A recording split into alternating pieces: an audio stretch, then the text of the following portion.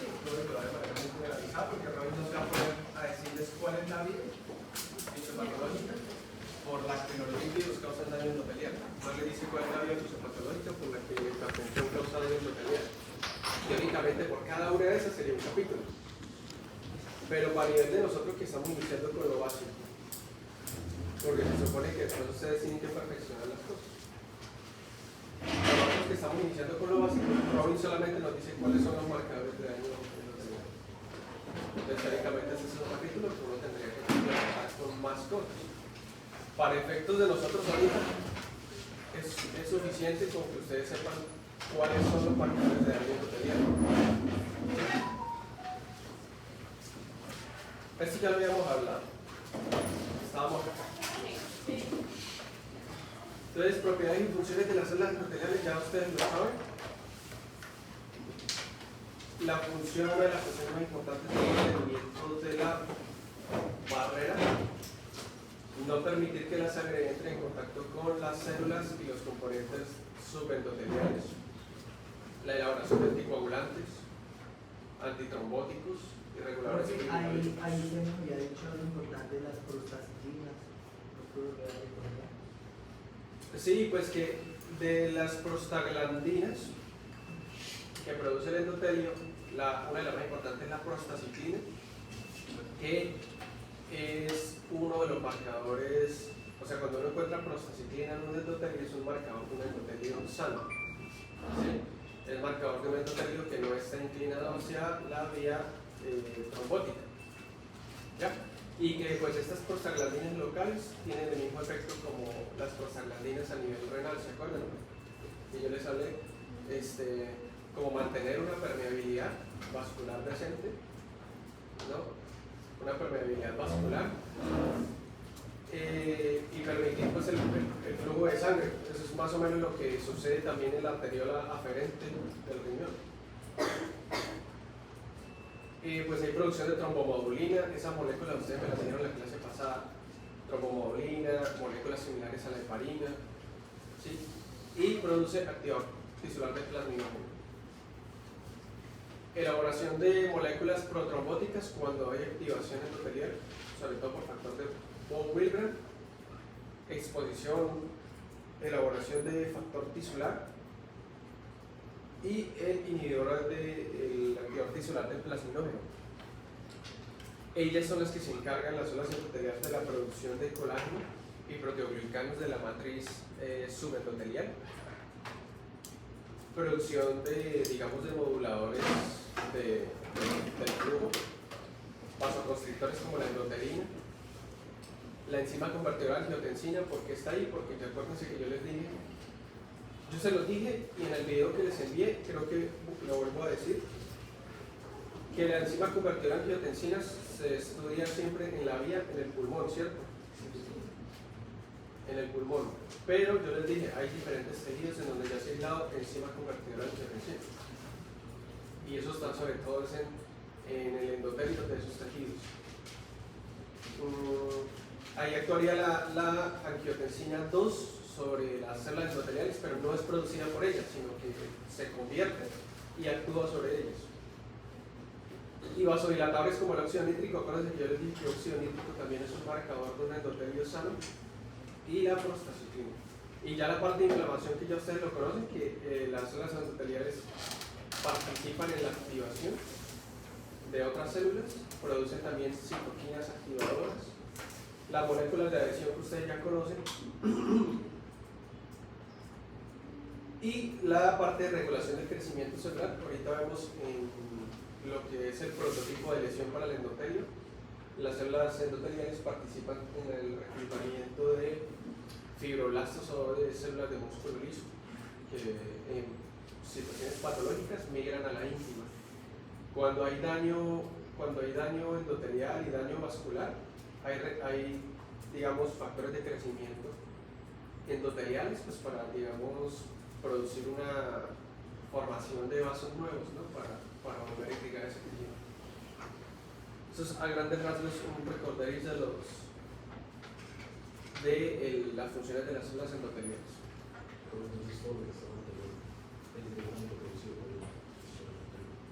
Sí. Sí, teóricamente, bueno, es que ellas pueden producir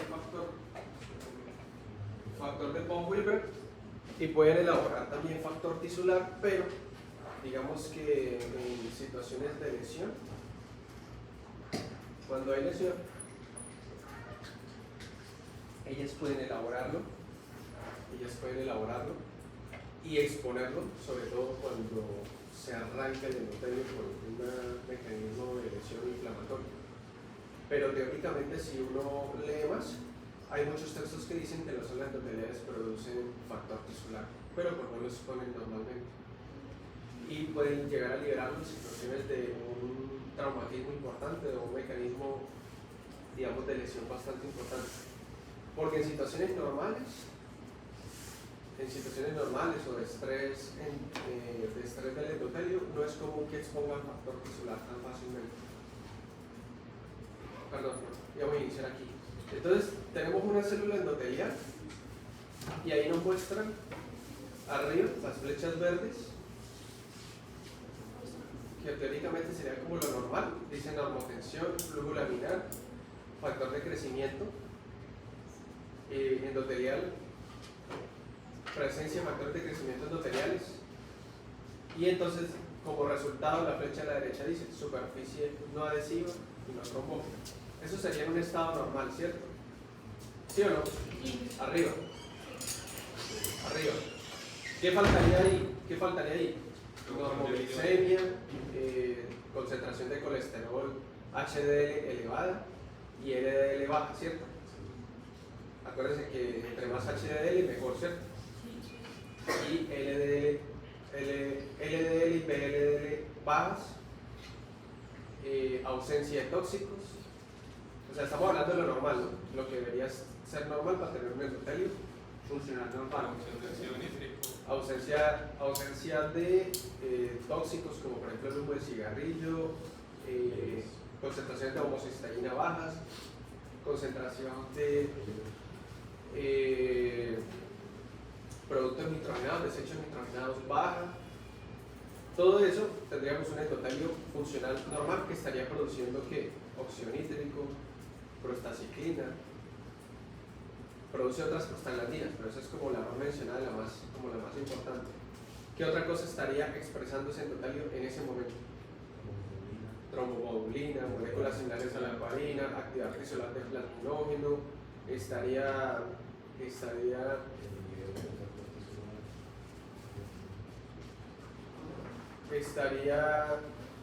se me está escapando ahorita una cosa que les quiero decir. Receptores, sí, para todo lo que son las moléculas anticoagulantes. Y también se iba a decir una cosa, se me pasó. Regulación a la baja de selectinas, ¿cierto? Regulación a la baja de ligandos para plaquetas y para leucocitos. Regulación a la baja de interleuquinas de activación, ¿cierto? Interleuquina 1, 6, regulación a la baja de todas esas moléculas. Eso sería un endotelio normal. Ahora, hay un flujo turbulento, ¿como en qué situaciones? Una placateroma, alguna patología valvular, por ejemplo, que esté muy cerca de la aorta, ¿sí? Tipo estenosis, tipo reflujo, eso genera flujo turbulento. Ahí entraría lo del pliegue que usted había hecho en el parcial. ¿Cuál pliegue?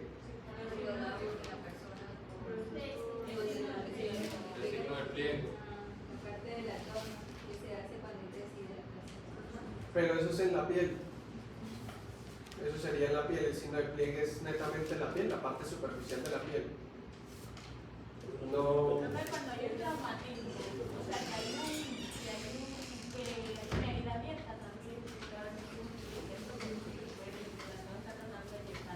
pero en el caso del traumatismo, el solo traumatismo ya estresaría el endotelio y lo lastimaría, ¿sí? Hablando como de situaciones que solamente tengan flujo turbulento, que de pronto me estén lesionando. Sí, en caso de un traumatismo, en caso, por ejemplo, de una inflamación o en caso de una lesión vascular, pues se sabe que hacen vasoconstricción y hay alteraciones del flujo ahí. Pero hablando específicamente de alteraciones del flujo. Sí, y ahí abajo está hipertensión. A un paciente hipertenso que ya tiene un importante mecanismo de aterosclerosis. Acuérdense que yo les hablé de la acomodación del flujo la vez pasada. No hay acomodación del flujo, sino que el flujo pasa con demasiada velocidad, se genera flujo turbulento.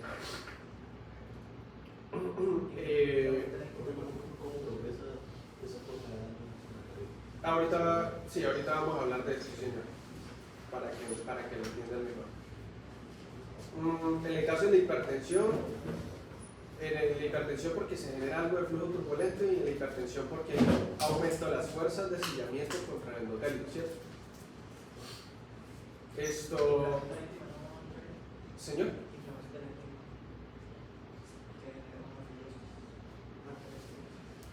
Bueno, la inflamación de la íntima, sí, la inflamación de la íntima puede generar también flujo turbulento.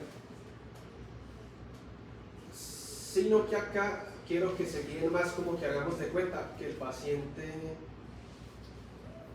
va a empezar con daño endotelial. ¿Sí? Pero alguien me va a decir, ¿pero cómo va a empezar con daño endotelial si hay hipertensión? Imaginemos que el paciente tiene un endotelio sano y tiene alguna situación que le está elevando su presión arterial y eso se va a empezar a mantener de manera crónica, ¿sí?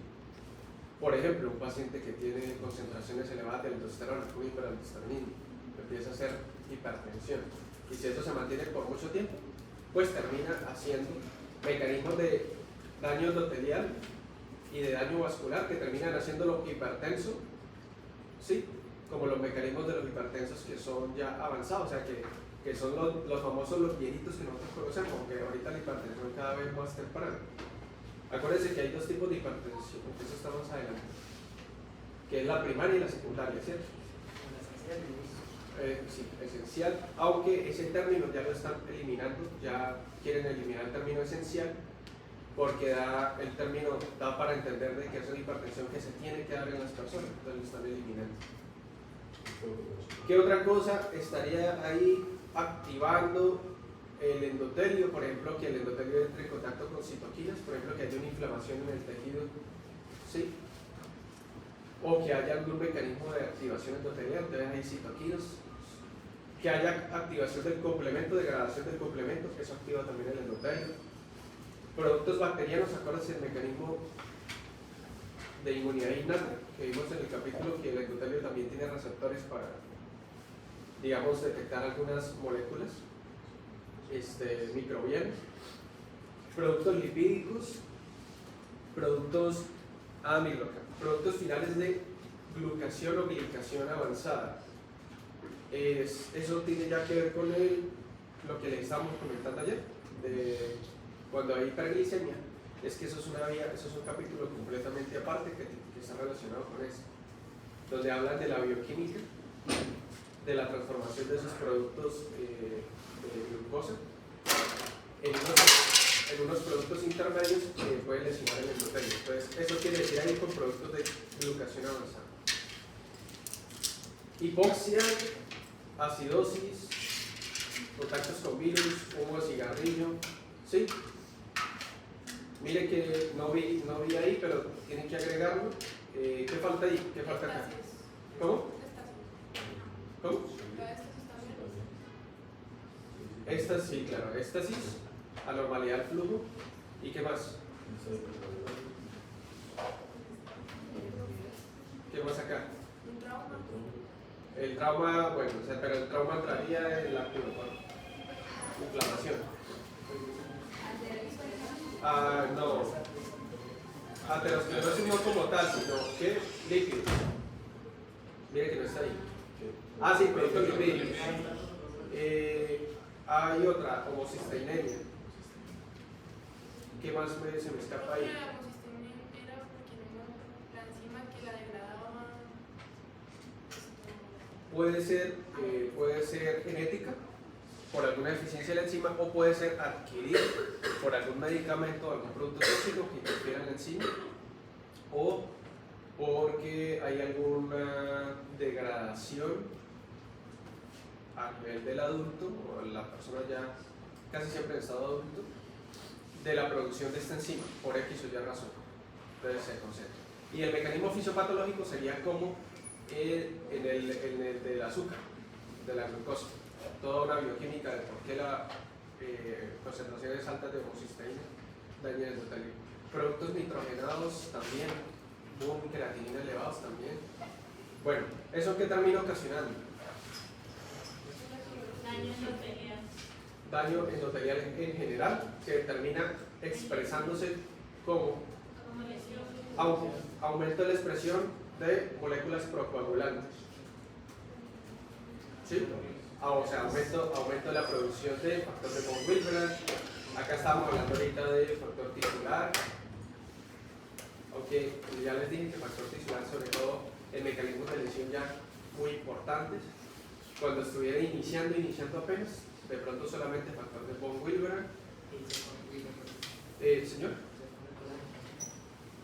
Las células endoteliales lesionadas pueden tener un mecanismo de contracción y exponer algo de colágeno subendotelial. Pueden expresar factores de reclutamiento de plaquetas, factores de reclutamiento de fibroblastos. Pueden expresar moléculas proinflamatorias, interleuquinas, citoquinas, moléculas de adhesión a plaquetas y a leucocitos. ¿Qué más? Se me está escapando algo de ahí. Los factores de crecimiento deberían para hacer reparación del tejido. Sí, señor. Sí, que en mecanismos, digamos, iniciales, o sea, cuando la persona ya no tiene años y años en esto, sí es efectivo, recluta y se repara. Pero cuando ya persiste mucho el estímulo, la producción excesiva de esos factores recluta fibroblastos y recluta células de músculo liso, que morfológicamente son de músculo liso, pero no tienen, digamos, función contráctil, sino su función es netamente de producción de matriz. Como las formas fetales del corazón. Algo así, pero estas no tienen mecanismo contráctil, sino que simplemente se reclutan y ellas empiezan allá mismo a producir colágeno, ¿sí? Entonces, lo que inicialmente era reparador termina superándose y eso es lo que hace en parte que la íntima crezca. Depósito y depósito y depósito de materiales allá. Entonces, ese es el endotelio que está lesionado, muchachos. Muy diferente del endotelio de arriba. Miren que acá ya no nos hablan de óxido nítrico, ni de prostaglandina, ni nada. Bueno, arriba, producción de tromboxano, producción de moléculas de agregación plaquetaria. El endotelio también puede producir ADP. Entonces, todo eso, ¿qué termina haciendo? Que el paciente que tiene un mecanismo de daño endotelial, sobre todo de manera crónica, no porque alguien ahorita que nunca ha fumado se fume un cigarrillo, ya va a ser un trombo, ¿no? Claro, el humo de cigarrillo hace daño endotelial, pero esto sobre todo es válido para situaciones que están, digamos, ya de manera crónica, ¿sí? Sí, ¿no? Y, por ejemplo, el paso la arteria cerebrosa, no va a haber una suficiente difusión de sangre al órgano pues no va a haber tanta difusión de sangre por la fibrosis. Es que yo leí, por ejemplo, cuando hay un fumador, ocurre pues cada rato reparación, se fibrosa. Sí. Y pues se altera la difusión de oxígeno, por ejemplo, en sus pacientes. ¿Se acuerdan que yo les estaba, la vez pasada creo que yo les mencioné, si no les mencioné me disculpo, que yo les dije que que estamos hablando de la base Vason y que los dos tercios de base Vason, ¿sí? Y el tercio más cercano al endotelio era ¿por qué? Por difusión. Y yo les dije que cuando había un engrosamiento de la íntima, se aumentaba la distancia en donde se difundía, ¿sí? Y eso termina empeorando la lesión endotelial y la lesión vascular de vaso. Por lo que él me está diciendo que hay un mecanismo de fibrosis y hay un mecanismo de inflamación. Entonces eso termina que la media que antes tenía una membrana basal, un endotelio de distancia para que difundieran sustancias de oxígeno, ahora tiene mayor distancia. Acá un montón de material fibroso, colágeno, inflamatorio, lípidos, que terminan interponiéndose entre la media y la luz vascular para que difunda. ¿Eso qué termina haciendo? Una hipoxia crónica. Ahí no va a haber necrosis de una vez, acuérdense, porque como eso es un mecanismo progresivo, cada vez que se le va quitando más y más sustancias, pues el endotelio, la media, adáptese. Se le quita más y ya, adáptese. Hasta que finalmente, digamos, pues todas esas células se van perdiendo y se van reemplazando a su vez por materiales de depósito de calcio, ¿se acuerdan que yo les dije que a la naturaleza no le gustan los espacios vacíos? Entonces rellena eso con materiales de matriz extracelular, algunas fibras de colágeno, proteoglicanos, algunas células muertas terminan llamando sales de calcio y ahí se deposita calcio. Esos son los pacientes que cuando usted le toma la radiografía, se ve como esa radiografía que yo le mostré, donde usted ve sí, la aorta bastante radiopaca, calcificada completamente. Toda la media prácticamente fue reemplazada por calcio. Entonces, nada, ahí ya jodido. Señor. Igualmente los procesos inflamatorios, ese poco oxígeno que llegan en el último tercio de la media sería utilizado para mantener la inflamación, ¿verdad? Para la inflamación, para sostener ese mecanismo inflamatorio. Eso es lo que empeoraría, de hecho sí, el mecanismo, porque aparte de que aumenta la distancia, lo que está ahí está gastando mucha energía. Entonces gasta y allá le llega menos, no solo por la distancia, sino porque los que están acá agarran la mayor cantidad de nutrientes. Eso empeora la lesión. Y arriba vasa vasorum, la misma vaina, porque al mismo tiempo que está empezando el mecanismo de inflamación de la íntima, la vasa vasorum también comienza a sufrir ese mecanismo de degeneración. Entonces los 2 tercios que están allá tampoco es que les esté yendo muy bien. Entonces el que termina prácticamente un reemplazo de la media, ¿sí? Pérdida de gran cantidad de células musculares lisas con material de depósito. Profe, como es un proceso progresivo, ¿sería más muerte por apoptosis? Sí, muerte por apoptosis, aunque no se descarta que algunas células entren en necrosis. ¿Por qué? Por el mecanismo inflamatorio que hay ahí, ¿sí? Y porque las células que se están adaptando en algún momento puede que este engrosamiento de la íntima y la afectación vascular sea tan importante que les quite ya definitivamente el flujo y algunas pueden entrar en necrosis. Sino que, porque el paciente no hace una respuesta generalizada, porque el paciente no está haciendo necrosis al mismo tiempo de todos sus vasos sanguíneos. Como es algo progresivo, algunas células entran en apoptosis. Cuando esto ya sea suficientemente importante, definitivamente las privará de nutrientes y algunas entrarán en un mecanismo necrótico. Pero ¿qué sucede? Que como ya hay algo de reclutamiento ahí leucocítico y hay inflamación de por sí, lo único que termina sucediendo es que esas ¿se acuerdan? Creo que era en el primer capítulo que hablaban de algunas veces que hay necrosis y esas células terminan reemplazándose por sales de calcio. Algo así muy parecido sucede acá. Esas células mueren y terminan fagocitándose por células del sistema inmunológico que estén ahí, o terminan reemplazándose por sales de calcio, terminan esos esclerosandos. Profe, ¿qué otro signo en un paciente provoca este tipo de lesión? ¿Cómo? O sea, ¿qué otro signo? Yo sé que no provoca fiebre porque no provoca. No, acuérdense, no podemos como por signos y síntomas decir, uy, tiene esto, porque acuérdense que estas son patologías que son ¿qué? Silenciosas. Y son patologías que no se dan en 1 año ni en año y medio, son patologías que se dan en 10 años, en 15 años, en 8, en 9. Entonces es muy complicado uno por signos o síntomas decir, uy, el paciente ahorita está teniendo pues una afectación, ¿no?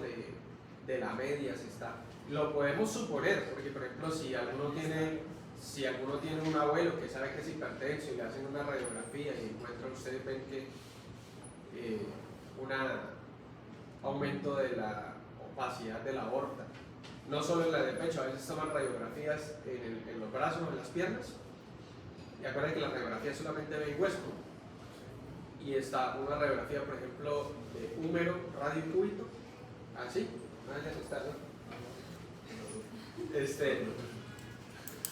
Una radiografía y ustedes ven a veces como si hubiera un tubito blanco, ¿sí? Un tubito blanco de trayecto tortuoso una radiopacidad en forma de un tubito o de un cordoncito. Y eso les llama la atención. ¿Qué resulta siendo? Las arterias del brazo, a veces la braquial, ¿sí? O a veces se dan este tercio de acá, ya la radial o la cubital. ¿Y son qué? Arteriosclerosis de vasos medianos, puede ser de la braquial, la radial, la cubital. Entonces, eso que yo les estoy contando no solo sucede en la boca, sino sucede en brazos y en piernas. Y en piernas termina causando lo que yo les dije que era la claudicación intermitente, ¿no? Si yo les pongo ese término en el parcial, ya no es extraño. Una claudicación intermitente, un paciente que camina a cierta distancia, le empieza a doler las piernas. ¿Por qué? Por isquemia. Se sienta, reposa y vuelve a la normalidad. Es una obstrucción que es parcial y que en situación basal permite que el paciente se perfunda bien, pero el aumento de demanda ocasiona una isquemia. Sí, acuérdense que la placa se va formando al mismo tiempo que se va dañando la media, porque la placa es de la íntima.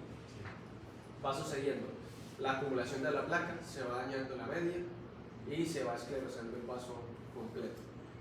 No lo tómenlo, yo quiero que lo tomen como un mecanismo conjunto.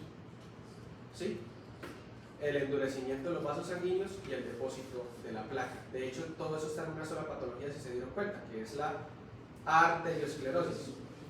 La arteriosclerosis engloba eso, la placa y el endurecimiento y la esclerosis de la media Mockler, que es una esclerosis muy parecida a lo que yo les estoy diciendo, pero la esclerosis de la media ya es como un poco más apresurada, ¿sí? Como un poco más apresurada e histológicamente tiene unas características. Entonces ese paciente sucede eso, la claudicación. Entonces, ¿qué pasa? Usted lo puede sospechar. Si usted tiene un paciente y le dice, doctor, yo soy hipertenso, ¿sabe cuánto? 10 años. ¿Con qué se trata? No, con una pastillita blanca así, ya usted diga, ese man está más controlado. Porque un paciente bien controlado, ¿qué le dice? Estoy como sartán cada 12 horas. ¿De cuánto? De tanto. ¿Está haciendo dieta? Sí, señora, estoy haciendo esto. Entonces, sí, el man está enterado de su patología y tiene un control total sobre ella. Pero si el paciente comienza, no, que una así chiquita, otra así media a la hora de la tarde, otra así que no sé qué, es un paciente mal controlado. Y usted le toma la presión arterial, le encuentra elevada, o se le encuentra alguna diferencia en la presión arterial, a veces usted lo toma en brazo derecho y le da un valor, y lo toma en brazo izquierdo y le da un valor, por ejemplo, más elevado. ¿Qué quiere decir eso? Mecanismos de aterosclerosis bastante importantes, ¿sí? Tiene diferencia de pulsos porque probablemente tiene arteriosclerosis de ambas, pero una puede estar más afectada que la otra. Entonces, eso ya me habla a mí de una afectación vascular. Entonces, usted lo puede suponer, y cuando usted lo supone, usted se trae a la cabeza todos estos mecanismos fisiopatológicos. Pero que usted por signos o síntomas lo pueda sacar es muy difícil, ¿sí? Porque incluso pacientes mal controlados pueden estar completamente asintomáticos. Y pese a que esto es un estado inflamatorio constante, perfecto, usted no va a encontrar que el paciente tenga fiebre. Usted no va a encontrar que el paciente tenga los efectos sistémicos que vimos del TNF. El paciente no va a tener pérdida de peso, no va a tener pérdida del apetito, no va a tener pérdida de nada de eso. ¿Por qué? Porque hay un mecanismo de reclutamiento inflamatorio que se está limitando a la íntima. O sea, está sucediendo a nivel general, pero está sucediendo en la íntima de todos esos vasos sanguíneos. Entonces, los síntomas y los signos es cuando las citoquinas y todo eso pasan a sangre en grandes cantidades. Como esto no está pasando en sangre en grandes cantidades, entonces digamos que se da de manera local en cada uno de esos vasos sanguíneos a nivel sistémico. Pero me haya hecho entender, ¿sí? Como les digo, como es algo de mucho tiempo, algunas ya sí van a entrar en la apoptosis, ¿sí? Pero siempre hay células que sobreviven. Si en un paciente con esa esclerosis tan importante, con ese endurecimiento y calcificación, uno le tomara una muestra de histología para ver, uno va a encontrar algo todavía de células musculares lisas. Y en ese proceso algunas entran en apoptosis, algunas por la misma inflamación contigua ahí de la media terminan siendo lesionadas también por continuidad y terminan necrosándose. Son cositas que se pueden ir dando. Pero en este caso, hablando específicamente de la inflamación de la íntima, de manera progresiva y todo esto, se va dando sobre todo apoptosis de las células. ¿Qué más? Bueno, ahora sí. Entonces, este es el mecanismo como prototipo de todas las lesiones, de las lesiones endoteliales.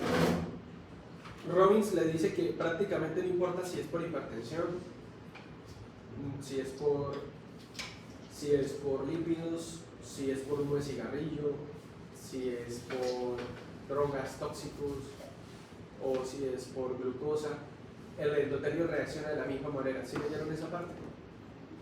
O sea, eso es un mecanismo prototipo, independientemente de la vida de la lesión. Obviamente, si por ejemplo la vida de lesión es concentraciones altas de lípidos, pues digamos va a haber mayor concentración de lípidos. ¿Y qué es lo que sucede? Básicamente, bueno, la línea negrita que está ahí, en forma de criptas de Liverpool, esa línea negrita está separando,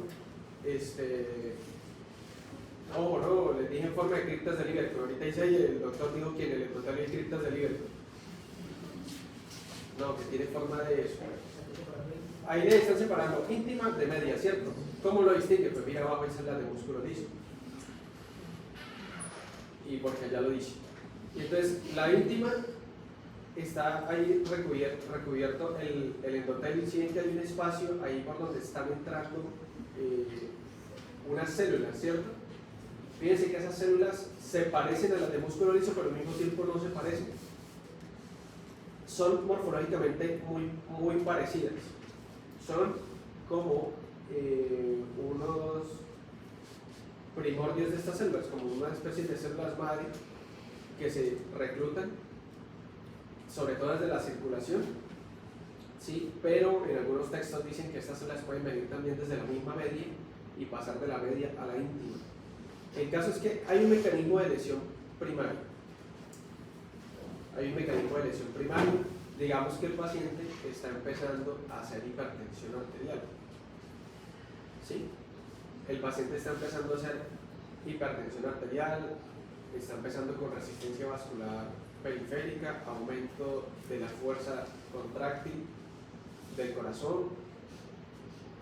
Digamos que el paciente es un paciente que es fumador, que no lleva una dieta balanceada, que lleva dietas altas en sodio. El sodio no lo he encontrado yo en todo lo que he leído como un marcador de daño endotelial directo, pero acuérdense que el sodio está relacionado con ¿qué? Con la función renal, y el exceso de dieta en sodio con el tiempo hace que haya estados de hipervolemia. Entonces los estados de hipervolemia sí pueden lesionar el endotelio por aumento de la fuerza de sillamiento. Entonces digamos que ese es un paciente que viene haciendo eso de manera crónica,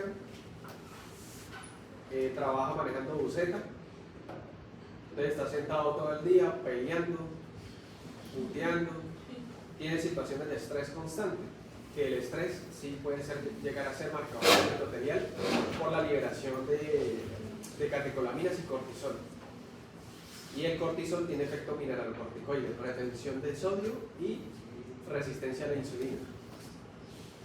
Entonces, ese paciente hace daño endotelial, las células endoteliales empiezan a ser sometidas al sellamiento, las células endoteliales empiezan a ser sometidas a mayor fricción, tóxicos, humo de cigarrillo, y entonces empieza a haber un mecanismo ahí de estrés endotelial. ¿Y qué sucede? Entonces empiezan las células endoteliales a disminuir la producción de óxido nítrico, ¿cierto? Disminuye la producción de prostaglandinas locales, entre la más importante, la prostaciclina.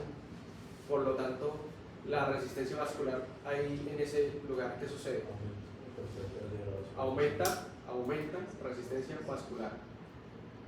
¿Por qué? Porque se pierde esa vasodilatación como fisiológica que tiene el paciente.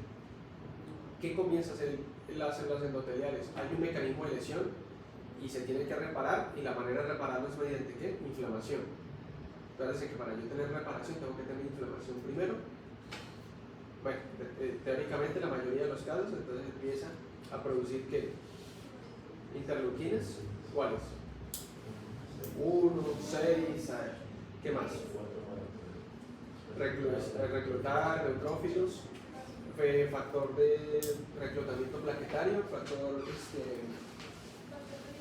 ese era el PF4 y bueno, factores de reclutamiento plaquetarios, y empieza a expresar moléculas de adhesión plaquetarias, moléculas de adhesión plaquetarias y moléculas de adhesión para quiénes, para los leucocitos. Los leucocitos se pueden pegar ahí. Más adelante vemos que uno de los que más les gusta pegarse ahí son ¿quiénes? Los macrófagos. Entonces, eso pues genera reclutamiento, genera adhesión de leucocitos. Esta adhesión de leucocitos en esta zona pues empeora el flujo de sangre, lo vuelve más turbulento porque se resiste más el flujo de sangre, el endotelio normal es liso, y al tener cosas unidas ahí, pues digamos, genera el flujo turbulento en la zona y eso empeora un poco la lesión. Y bueno, ahí se están adelantando un poquito, pero dice que lo que empieza a suceder es que empieza a haber inflamación ahí sobre el endotelial y se reclutan estas células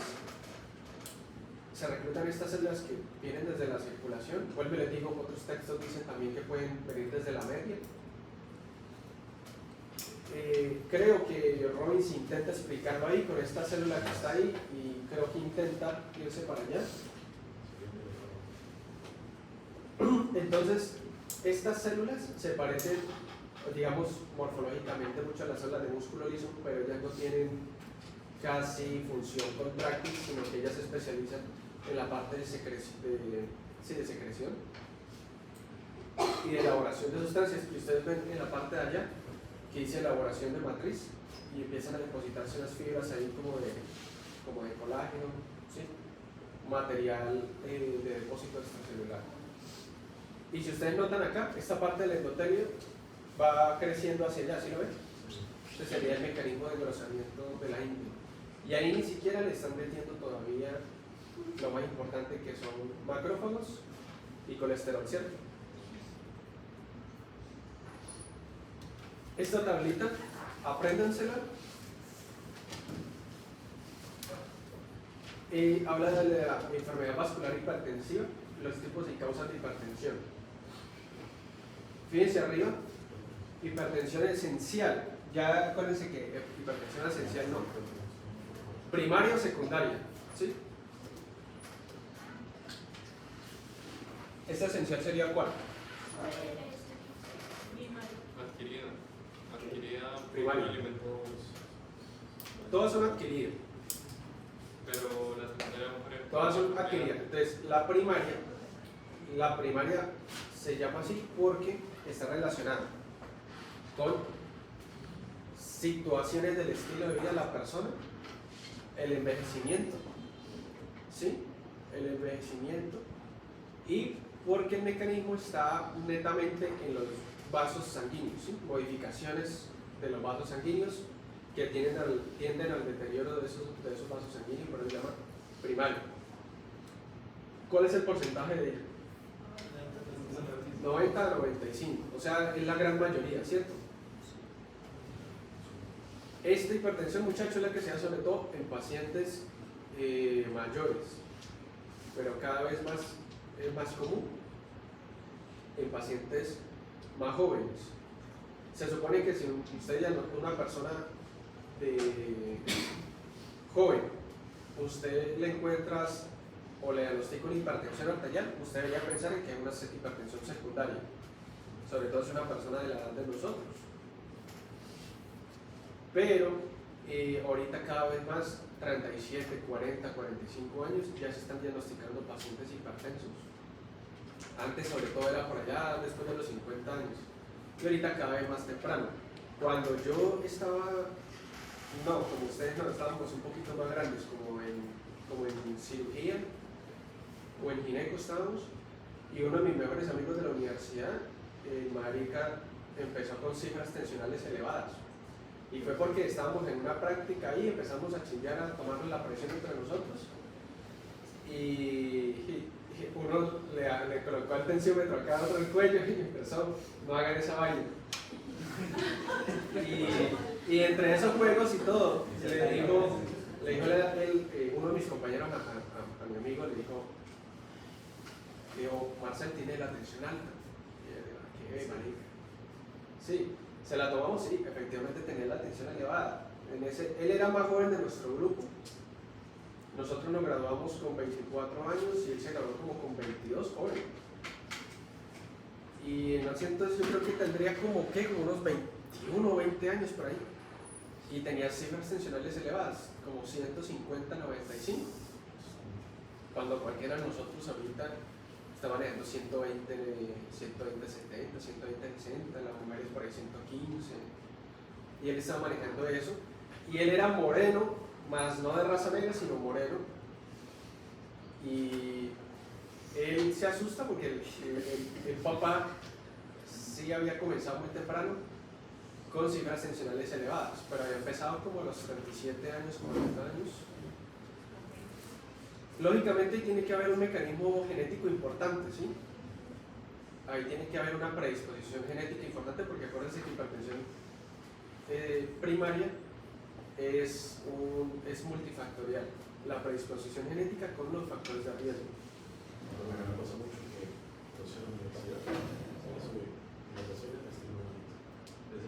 pero usted cuando dice se sube, se la ha medido. Sí, claro, varios días y pero necesito por ejemplo. Y cuando esas vacaciones no. No necesito. De pronto por mecanismo ya de estrés constante. Y así estar bien estresores, estar acá. Hay un estudio donde dice que el estrés constante termina cayendo en hipertensión, porque los pacientes que hacían... ¿Ustedes han escuchado la hipertensión de bata blanca? Sí.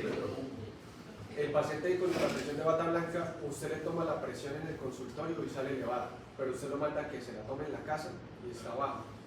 Estos pacientes, cuando usted habla con ellos suelen ser no asustadizos, o la mayoría, pero sí mentalmente mantienen un estrés constante, pensando en diferentes cosas, ven peligro en todos lados, están siempre activos. Eso genera este estado de activación mental constante y de tener presente como una sensación de que algo malo va a pasar, o de que si yo me descuido o me relajo, algo puede suceder. Esto genera que usted esté produciendo constantemente, ¿qué? Catecolaminas. Y resulta que esta producción constante de catecolaminas lleva al paciente en un tiempo a ser hipertenso. Entonces se vio que los pacientes de bata blanca con el tiempo terminaban haciendo una hipertensión verdadera. Y se dieron cuenta de que eran pacientes que mentalmente siempre estaban en una tensión constante. Y bueno, terminan haciendo eso. Si no termina controlándolo, doctor, termina haciendo hipertensión arterial verdadera. Ya la hipertensión no será solamente mientras esté en clase, sino ya siempre. Entonces, a mi compañero le encuentran eso, el man va y empieza el médico de EPS a medicarlo con los sartán.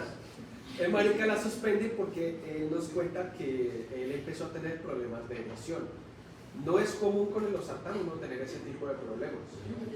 Erección. Lo encontrando mucho.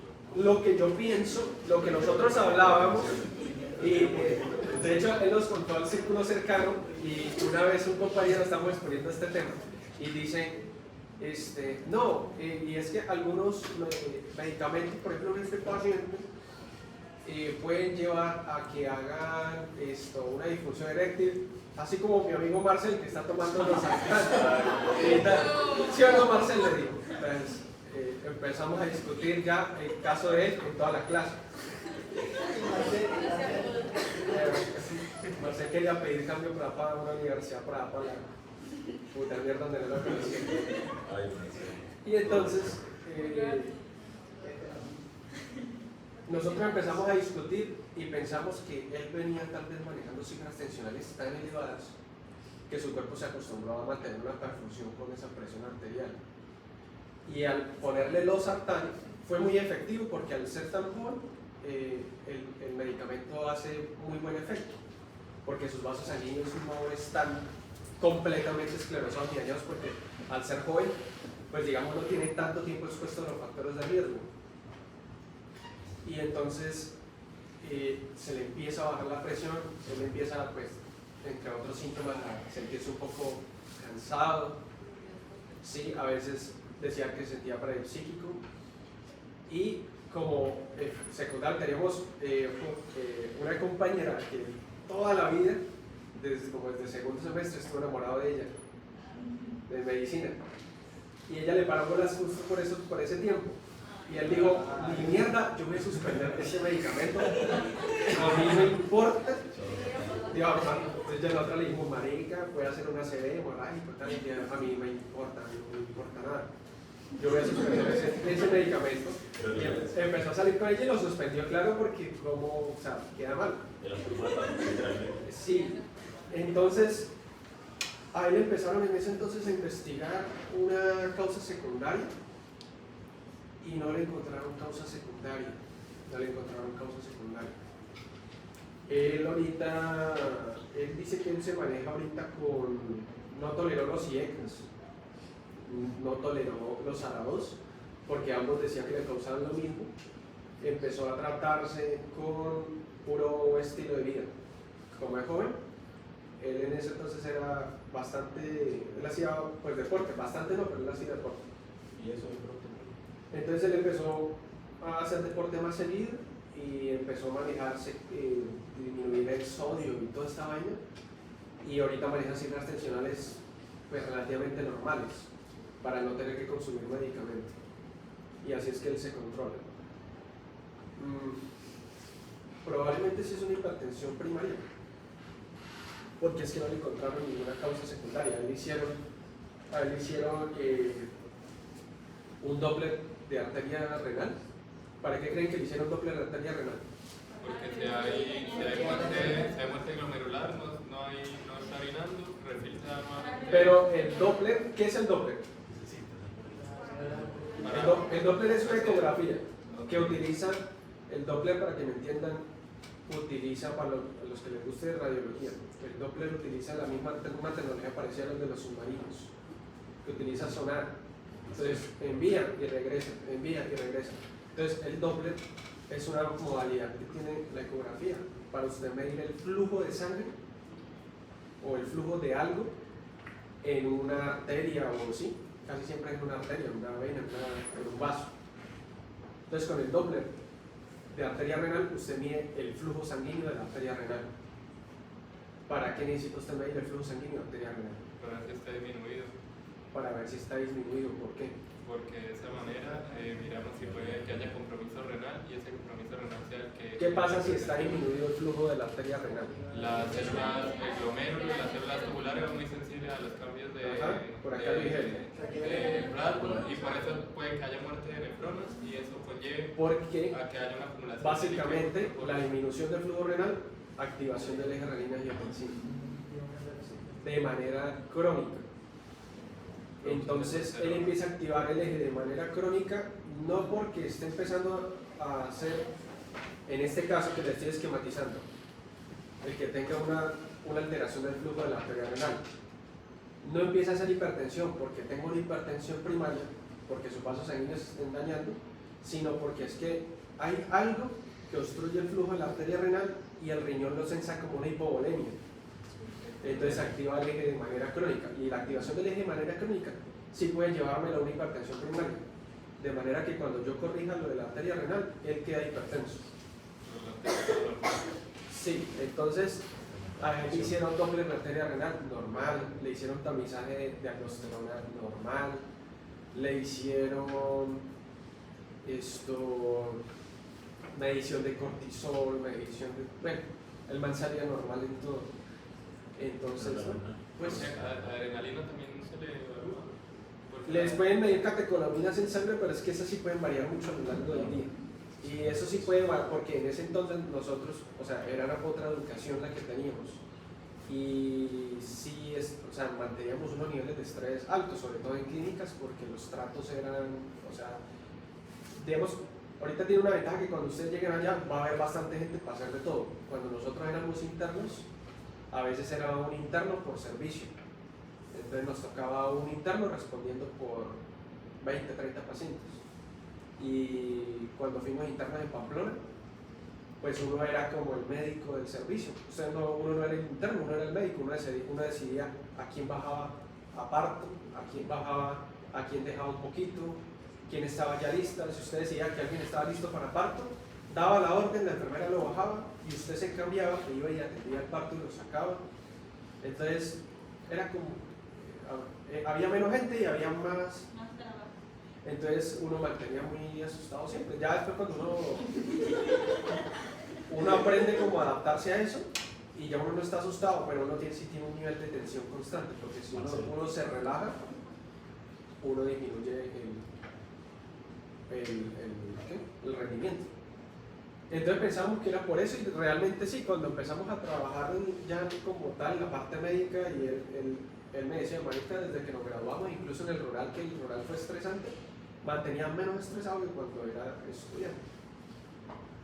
Y entonces eso le ayudó a él mucho. Pero los niveles de catecolamina, pues que sí varían mucho. Bueno, tiroides también, y no, el man salía normal. Entonces, pues se dejó como un caso de hipertensión primaria, pero ahí el médico le decía, yo no estoy de acuerdo con ese diagnóstico. Yo creo que a usted se le tiene que volver a estudiar. Y bueno, porque para la edad que él tenía, que entonces eran casi 22 años, un diagnóstico de hipertensión primaria es muy, muy raro. Pero entonces él mejoró. Lo raro es que él mejoró los factores del estilo de vida y eso mejoró mucho. ¿Cómo? No, pues realmente los que están en mi grupo éramos muy sanos. Y en rendimiento académico éramos como los más, porque nosotros no estudiábamos juntos, a nosotros no nos gustaba estudiar juntos, cada uno estudiaba aparte y cuando llegábamos compartíamos lo que habíamos estudiado cada uno. Entonces éramos un grupo bastante fuerte académicamente y debido a eso casi ninguno tenía vida social, ninguno de ese grupo. Y casi ninguno tenía vida social. Y éramos muy sanos. Y por ahí de vez en cuando los fines de semana salíamos a jugar voleibol allí en la cancha esta del colegio que hay allí. Pero no teníamos un estilo de vida así como que era desordenado ni nada. O sea, ninguno de ese grupo tomaba, ninguno fumaba, nada. O sea, para decir que pues... Pero el estilo de vida que él mejoró fue empezar a hacer más deporte. El deporte por sí mismo ayuda muchísimo, incluso los pacientes que llevan años siendo hipertensos. Y empezó a mejorar la parte de la dieta. Pronto el desorden de él sí era la dieta, disminuir el sodio de la dieta y bueno, todas esas cuestiones. Y ahorita tiene 2 trabajos, pero aún así él dice, no, yo no me estreso, yo cumplo lo que tengo que hacer y ya no me estreso. Y también con el COVID hay hipertensión y luego se quita. Porque, por ejemplo, yo estaba hipertensa cuando me dio COVID y duré así como un mes hipertensa. Es que con el COVID salieron muchos estudios y aquí no se sabe qué sucedía. Porque pacientes jóvenes de la edad de nosotros, con infección por COVID, hacían tromboembolismo pulmonar o hacían coagulación intravascular diseminada. Era bastante extraño. Pero muchos pacientes que llegaron, por ejemplo, a urgencias o incluso a UCI por COVID, se mostraban hiperglicémicos y se mostraban hipertensos. Y meses después de la infección por COVID se mantenían hipertensos y se mantenían hiperglicémicos. Pero muchos retomaron a la normalidad. Y muchos quedaron, pero no fue porque el COVID los volviera hipertensos, sino que tal vez ya tenían algo de daño endotelial o algo así, y esto lo empeoró, lo exacerbó. Pero el COVID por sí mismo, me imagino que por ese mecanismo inflamatorio en algunas personas, porque muchos fueron incluso asintomáticos. Mecanismo inflamatorio sistémico podría llegar a elevar las cifras tensionales, y aparte que el COVID en algunos estudios lo relacionaban con liberación exagerada de cortisol. Y el cortisol, acuérdense que tiene actividad mineralocorticoide y actividad glucocorticoide. Entonces, desregula presión arterial y desregula azúcar. Entonces, esa es una de las del por qué. El COVID también varía mucho. Eso aún todavía siguen sacando estudios de persona a persona, porque, por ejemplo, yo en mi rural, a mí me tocó rural con pandemia. Y cuando comencé ya a trabajar como médico general, o sea, después del rural, me tocó trabajar en una sala de respiratorios, que todavía había pandemia. Y nunca me enfermé de COVID. Pero había compañeros míos que, por ejemplo, ni siquiera trabajaban en sala de COVID y mantenían COVID-95, tapabocas encima y se contagiaban de COVID. Entonces no podría ser porque Podría ser, yo también pensé lo mismo, porque el COVID necesitaba una glucoproteína especial cuando entraba en contacto con glucosas para unirse. Yo pensé que de pronto con alguna variabilidad individual. Dependerá también mucho de la cepa que quiera infectarlo a uno. Bueno, yo no sé. El caso es que no, a mí nunca me dio, pero muchos compañeros sí les dio. Sí les dio. Incluso algunos reportaron que después de esas infecciones quedaban con patologías articulares, dolor articular, toda esa vaina. Pero como no se ha terminado de estudiar, entonces el COVID existía antes, la variante del coronavirus existía, pero no de esta manera, y entonces todavía hay muchas cosas que no se conocen. Entonces, para esta tabla, entonces la hipertensión primaria, ¿verdad? Esa es la que vamos a hablar hoy. Hipertensión secundaria, entonces renal, glomerulonefritis aguda. Ese sería, un ejemplo de eso sería el síndrome nefrítico. Acuérdense que yo tengo nefrótico y nefrítico. El nefrótico, pérdida de proteínas. Nefrítico, más que todo oliguria. Hay una inflamación tan grande en los glomérulos que esa inflamación se interpone al filtrado glomerular. Entonces el paciente le disminuye el filtrado glomerular. Entonces el paciente se torna hipervolémico, hace también edemas, pero no pierde proteínas, mientras que en el nefrótico sí se pierde mucha proteína. Sí, por la inflamación. No, el paciente sí orina, o sea, el paciente con nefrítico no es que no orine, él orina, pero se disminuye el filtrado glomerular. ¿Sí? Y también, como el mecanismo inflamatorio pues compromete los glomérulos, puede sensar algo de hipovolemia, como si fuera una hipovolemia, ¿no? Algo de disminución del flujo y activa el eje. Entonces el paciente orina menos por día, también depende de su estado de hidratación, orina menos por día, pero esa orina usted la ve y puede salir con franca hematología, o sale naranja o sale rojita. ¿Cómo distinguen ustedes un sangrado que sea de glomerular a un sangrado que sea, por ejemplo, que el paciente tenga un trauma en la uretra y el sangrado sea ahí? ¿Cómo lo distinguen? Por la forma de los eritrocitos. Muchachos, miren la importancia que ustedes desde pequeños les salen de casos clínicos. Los que vieron fisio conmigo, los dejé pulidos en renal, ¿sí o no? Y les enseñé cómo distinguían una hematuria. La hematuria, o sea, usted le llega a un paciente orinando sangre, ¿sí? Entonces, el sangrado puede ser como cuando usted tiene un paciente con sangrado en vías digestivas, puede ser alto, puede ser bajo. El paciente que orina sangre puede ser arriba, glomerular, o sea, glomerular, el glomérulo, o puede ser más bajo, por ejemplo, el ureter, la vejiga, la uretra, ¿sí? ¿Cómo lo distinguen? Entonces usted pide un parcial de orina y en el parcial de orina la microbióloga o la bacterióloga le reporta a usted la forma de esos eritrocitos. Le dicen, parcial de orina, sangre, 3 cruces, eritrocitos dismórficos, puede decir lisis, eritrocitos, o bueno. Y eso es lo que distingue, o le dice cilindros eritrocitarios. ¿Qué es lo que pasa? Está el glomérulo, acuérdense que el glomérulo es el que filtra, ¿cierto? Si el sangrado está ahí, esos eritrocitos pasan por todo el sistema tubular, ¿sí? Y acuérdense que el sistema tubular juega con las concentraciones. Hay momentos en que hay más concentración en túbulo y hay momentos en que está más diluido el líquido. Entonces el eritrocito pasa por diferentes concentraciones. Como si usted pasara un eritrocito por agua con sal y luego con agua con poca sal, entonces Eso hace que el eritrocito pase por momentos donde se hincha o se recoge, y eso hace que pierda su forma. De manera que cuando se orina, el eritrocito está dismórfico. ¿Sí? Es un eritrocito con una forma anormal. O el eritrocito puede tomar la forma de un cilindro. ¿Por qué? Porque el sistema tubular pues son tubos. El eritrocito entra y por la presión osmótica se acomoda y toma la forma de un cilindro, y eso se llama cilindro eritrocitario.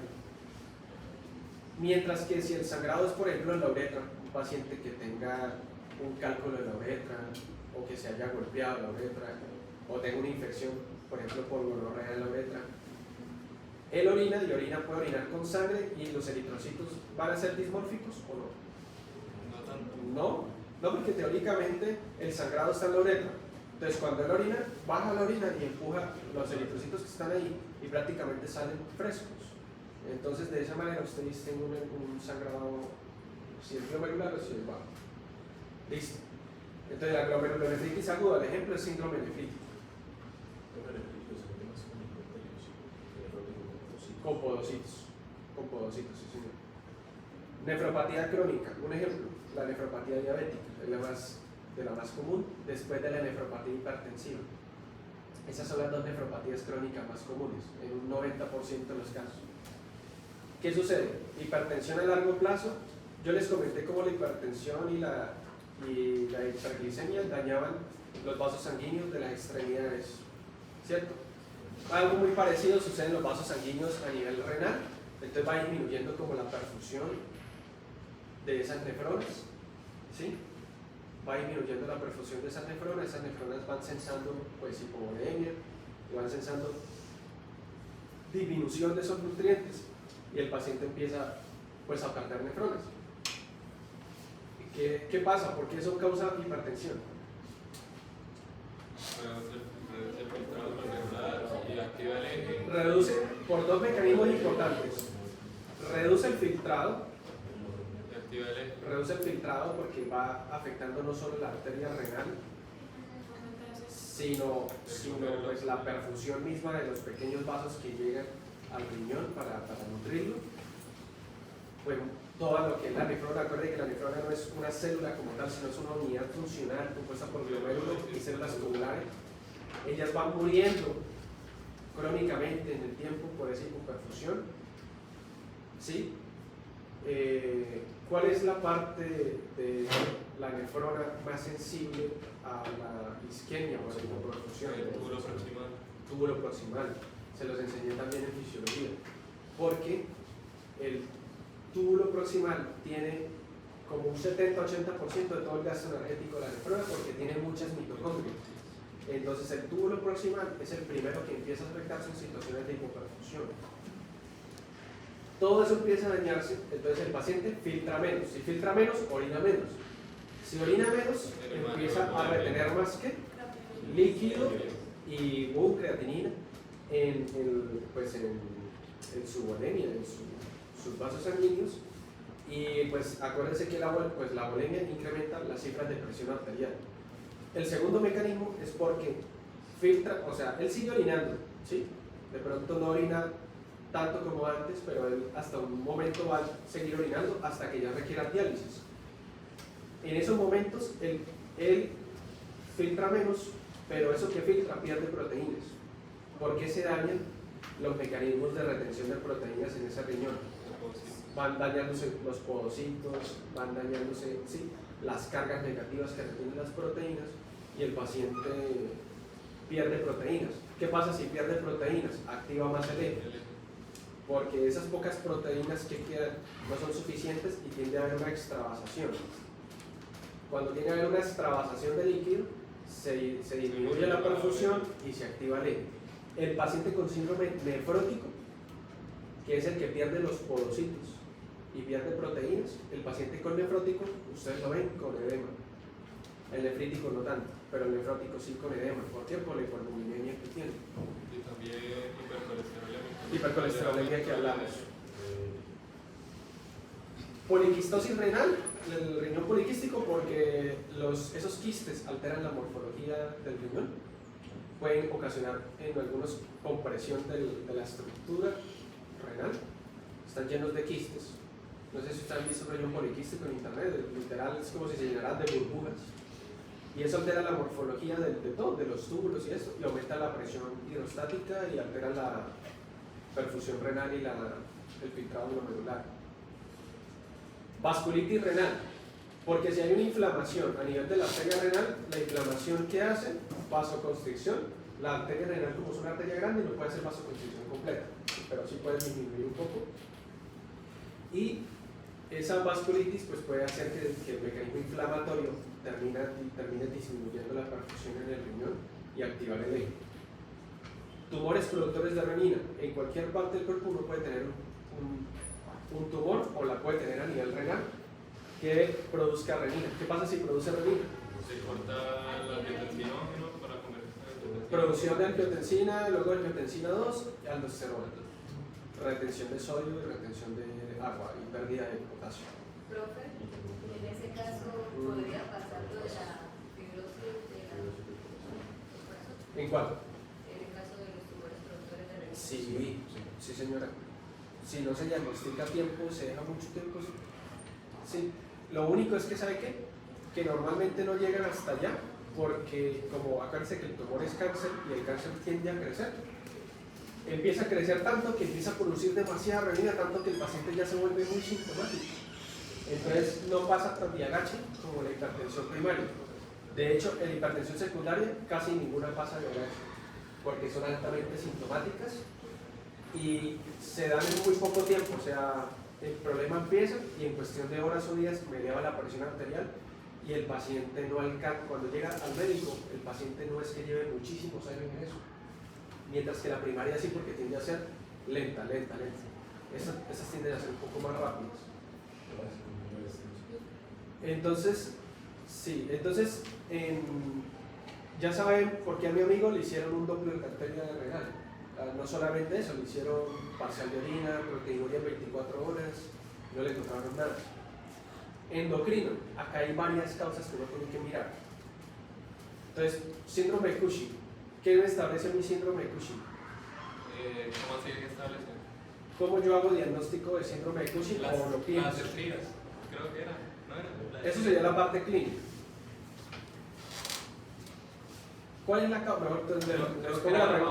¿Cuál es la principal causa de síndrome de Cushing en este momento? Aumento de cortisol, ¿no era? Sí. O Pero sea, secundario a qué? a La principal causa hoy en día. un tumor. No. O sea, sí puede suceder, pero no es la principal causa hoy en día. ¿Cuál sería la primera? Yo les dije esa vez. Los medicamentos. Lo que usted dijo está bien, sino que la más común hoy en día es cuando medicamos al paciente con corticoides por mucho tiempo. Esa es la más frecuente. Ya después de eso vienen los tumores, que es una de las causas más frecuentes, o lo que vendría después de los medicamentos. Entonces, el síndrome de Cushing es el paciente. Obesidad Estrías violáceas. central, extremidades muy delgadas, piernas y brazos muy delgados, abdomen globoso, ¿sí? Panículo adiposo, una obesidad pues, central, eso se llama obesidad central. Estrías de color violáceo alrededor del abdomen. ¿Qué otra cosa? Pueden tener equimosis, lo más frecuente se encuentra equimosis en miembros inferiores, equimosis. Cara de luna llena. ¿Sí se acuerdan la cara de luna llena? Es una cara redonda, ¿sí? Unos cachetes que conforman una cara redonda. Una joroba de búfalo, ¿sí? Y extremidades muy delgadas, y más o menos esa sería como la parte morfológica de un paciente con síndrome de Cushing. ¿Por qué? Bueno, a grandes rasgos, elevación de cortisol que me produce en el tiempo insulinoresistencia. Entonces el paciente puede hacerse una diabetes secundaria a un síndrome de Cushing, mantiene hiperglicemia. Como mantiene una hiperglicemia y no puede adoptar la glucosa como fuente energética, hace degradación de ácidos grasos, pero también, sobre todo, degradación de glucógeno, de proteínas. Entonces ellos tienen una caquexia realmente, las extremidades son muy delgadas. Ellos la cantidad de cortisol tan grande, digamos, puede llegar a simular la actividad de la aldosterona a nivel renal. Entonces retiene sodio y retiene líquido. Entonces estos pacientes hacen hipertensión arterial y pueden hacer también diabetes mellitus tipo 2 por insulinoresistencia y síndrome metabólico, o sea, obesidad, hipertensión, ¿sí? Hipercolesterolemia y todo lo demás. Creo que ya se puede como el control. No, pues es que es muy complicado, uno tiene que empezar a desescalar los corticoides cuando es por nosotros, o sea, cuando es por causa de medicamentos, tenemos que empezar a desescalar los corticoides. El problema es que algunos pacientes de estos llegaron a ese estado porque tienen una patología crónica que les exige que tomen corticoides. Entonces, usted le quita el corticoide y él empieza a sufrir los efectos de la patología, sea una artritis reumatoide, o sea, por ejemplo, un lupus, o sea, una enfermedad que le produzca mucho dolor. Entonces, en esos casos uno toca con el especialista desescalarle los corticoides, porque si usted se los quita ahorita, puede producir un reflejo, ¿sí? Y el paciente puede llegar incluso a morir. Usted no puede quitarle los corticoides a un paciente. Eso se llama el destete. Si usted le va a quitar un corticoide a un paciente, usted tiene que desescalarlo. Si el paciente estaba tomando 50 miligramos de prednisona, entonces usted le dice, la otra semana se va a tomar 40 por 2 semanas, después se va a tomar 30, después se va a tomar 10 hasta que se lo quite. Si usted le quita los 50 de una, el paciente hace un reflejo, empieza a hacer más hiperglicemia y más elevación de la presión arterial, reflejo.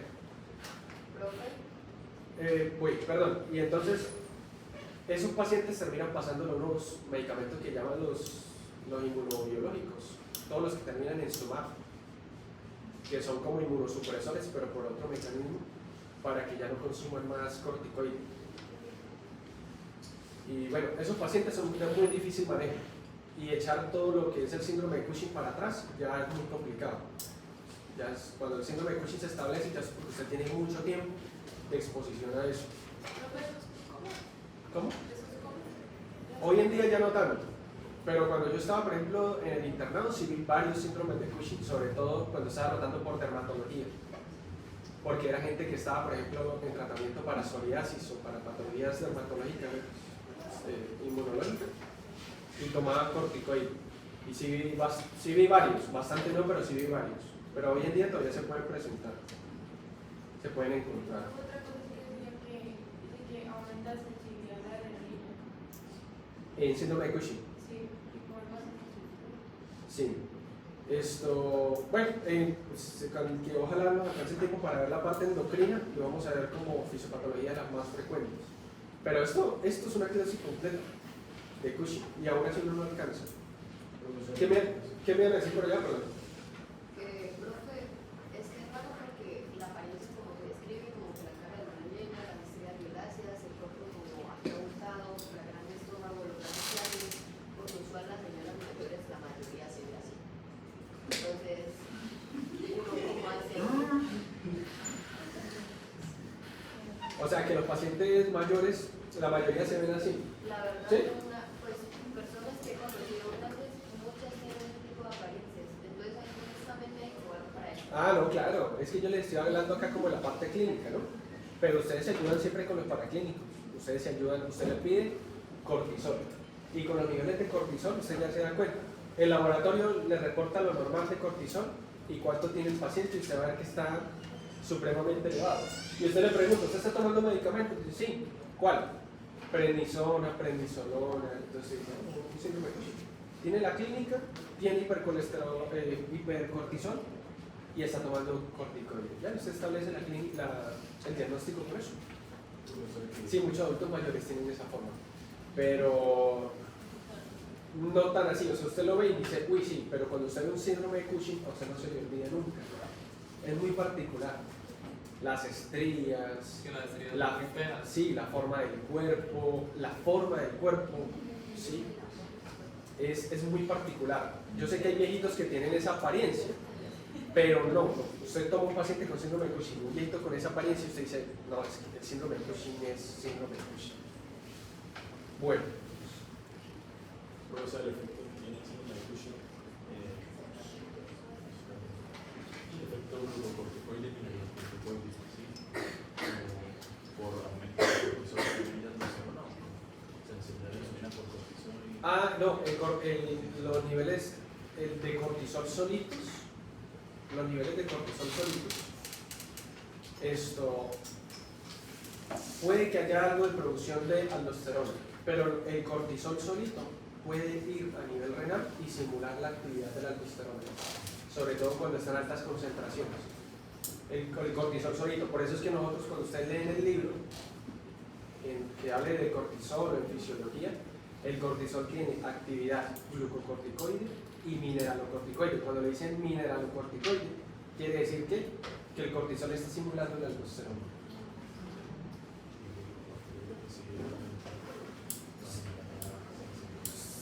Sí, mire, un paciente, sí, tanto es así, mire lo que dice Andrés, tanto es así que un paciente hipertenso, usted le tiene que tener cuidado con los glucocorticoides.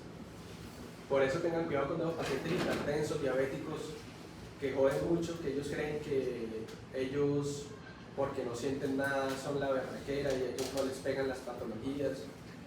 Y ellos dicen que, bueno, y ellos por una gripa, por cualquier cosa, van a urgencias, a una consulta prioritaria y que le quieren exigir al médico mejoría inmediata.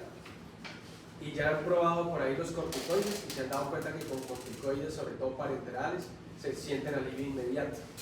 Y muchachos, o sea, las cosas hay que sufrirlas. Hasta una gripa, uno tiene que tener los huevos para afrontar la gripa y sufrirla. Hoy en día la gente no quiere sentir nada, o sea, no quiere ni sentir dolor, o sea, los medicamentos sintomáticos mejoran los síntomas, pero ellos quieren llegar al punto de intoxicación, de no sentir ni dolor, ni congestión, y estar ya bien para la noche poder salir y bailar y tomar, y nosotros no tenemos que caer en ese juego porque a nosotros no nos importa lo que el paciente, pues digamos, exija o quiera hacer con su vida después de que salga de aquí el consultorio.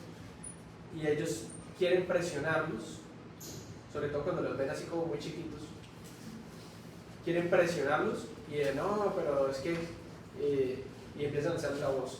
Yo fui con el otro médico y él sí me colocó y yo de una vez le digo, doctora, yo quiero salir de acá bien y que no sé qué, y entonces ustedes, por no pelear con él o porque tienen muchos pacientes o por salir del paso, le dice la enfermera, colóquenle corticoide 5 y que se vaya. Se lo coloca y el paciente viene la hora más tarde con una crisis hipertensiva, con dos familiares mirándolo usted como un culo, diciendo, uy, no, definitivamente es que estos médicos de ahorita. Y vaya usted y dígame, pero es que el señor me dijo, pero es que el médico es usted, doctor, y ahí sí el médico es usted. Cuando ya está el problema, ahí sí el médico es usted. Cuando ellos exigen, quieren saber más que uno. Yo me niego siempre, sí, yo me niego siempre. Si yo tengo que quedarme 40 minutos peleando con él, yo lo hago. Yo no tengo ningún problema. Yo le digo, yo les he dicho, si quiere, le presto mi sello y formúlese usted solito. Yo les digo, si quiere le presto el sello y formúlese usted solito, porque por lo que veo usted sabe más que yo. Entonces yo les digo, usted es hipertenso, usted es diabético, si yo le coloco eso, usted me llega más tarde en este estado y entonces ahí sí el culpable soy yo. ¿Sí? Entonces yo le digo, yo no voy a caer en eso. Yo no voy a caer en eso. Entonces, que es que me siento muy mal. Sí, señor, pero es que es una gripa. Es una gripa. Nadie se ha descompensado por una gripa. Entonces, tómese su acetaminofén, porque ni siquiera ibuprofeno les envío. ¿Por qué? Porque tiene un marcador de daño endotelial. Si le coloco una INES, pues capaz que yo no sé qué tan controlado esté. Entonces le coloco puro acetaminofén y por ahí un antihistamínico y vaya para la casa. Y si me cae mal, ni siquiera incapacidad le doy. Porque la incapacidad es usted como médico si percibe el paciente mal o no. Pero ellos quieren llegar hasta exigiendo eso y hasta le quieren decir cuántos días. Entonces ustedes encuentran en ese juego, bastante les cuesta ahorita pasar fisiopato y todo lo que viene de ahí para allá, para que un viejo marica venga a decirles que es lo que ustedes pueden o no hacer. Y lo peor, los meten en problemas y Y ya, y ellos después, ellos son, y no van a decir, no, si es que yo le dije a la doctora, yo le dije, yo soy consciente que yo le dije a ella, póngamelo. No, ellos no van a hacer eso, créanme que no, ellos no van a hacer eso. Entonces usted tiene que ayudar al paciente, pero sepa que el paciente, si lo puede comer usted, lo hace. Tenga eso siempre presente. Ya no estamos en la edad media ni antes, donde de pronto tenemos un poquito más de valor, sino que nosotros tenemos ahorita que hacer nuestro trabajo y al mismo tiempo estar pensando por dónde el paciente me puede estar jodiendo. Entonces tengan eso presente. Que el paciente manotea, que se pone agresivo, escribiendo toda la historia clínica. El paciente se pone agresivo porque no le receto glucocorticoide, porque si lo receto tiene actividad, esto puede empeorar. Paciente me dice que no sé qué, párese en la raya. Si él lo ve que usted duda, más se la va a montar. ¿Sí? Sobre todo en una ciudad como Cúcuta, que todo el mundo se quiere hacer malo, todo el mundo quiere hacer la recha. Eso para un malo hay otro más malo. Entonces, usted no le copie de eso. Usted no le copie de eso. Si eso se moviera así, entonces nosotros seríamos solo secretarios y le preguntaríamos al paciente qué es lo que quiere. No se le coloca aire porque luego se puede formar un trauma. No tanto por eso, sino porque Por la función. como yo no sé qué tan controlado esté, yo voy y le coloco aire, por ejemplo, hay médicos que acostumbran a esos pacientes todos con gripa, a todo el mundo le colocan dipirona y corticoide. Y claro, el paciente se siente bien, el paciente se va contento, porque le está inhibiendo inflamación por dos mecanismos.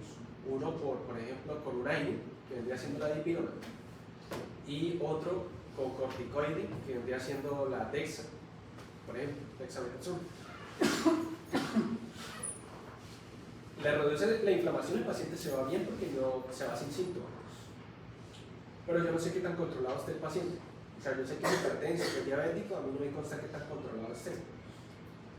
Entonces, si yo le coloco eso, le coloco un AINE, de pronto, si él está mal controlado, puedo inducirle a que una oliguria, un fracaso renal agudo. ¿Sí? Puede que no, puede alguien me dice, no, pero yo tengo un tío que mal controlado le colocaron eso y no pasó nada. Obviamente, todo en medicina es al azar, o sea, pues al azar no.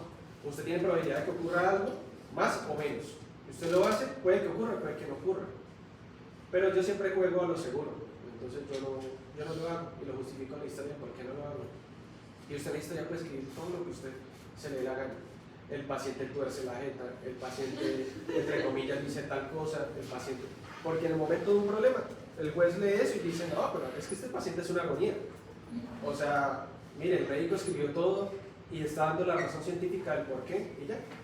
Entonces eso no le coman a ustedes. Los pacientes llegan que lo voy a mandar y creen que por la sola demanda a uno ya le tiemblan las piernas. Yo qué les digo, hágale, demándeme. Yo le digo, demándeme. Pero eso sí le digo, yo les digo así, demándeme. Pero eso sí le digo, si la demanda falla a mi favor, yo lo contrademando a usted y ahí sí tengo la de ganar, porque yo no puedo demandar a una persona porque sí. ¿Sí? Si yo demando a Andrés porque yo digo, me pegó acá, o fue agresivo, y eso no sucedió, él tiene todo el derecho de contrademandarme a mí, ¿sí? Por calumnia, por todo lo demás, y ahí sí él tiene las de ganar, porque lo que él está demandando es justo.